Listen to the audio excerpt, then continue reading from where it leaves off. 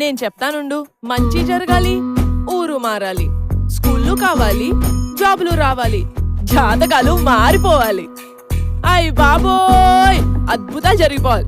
ఏదేమైనా గాని ఓటు మాత్రం అమ్ముకు దబ్బాలరా. అంటే సోరాకర్కి ఏమంటారండి ఇప్పుడు? డబ్బిచ్చేటోళ్ళని మింగ ఓట్లం మెట్టోళ్ళని మింగ 5 ఏళ్లకు అమ్ముడు పోయే గొర్రె మందల్ని మింగ.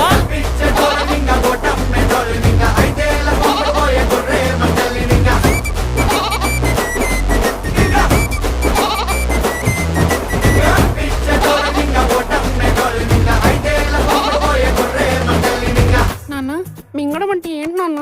ఇప్పుడు డబ్బులు తీసుకుని ఓట్లు అమ్ముకున్న వాళ్ళందరినీ నమ్మిలి మింగేయాలన్నమాట. నమ్మిలి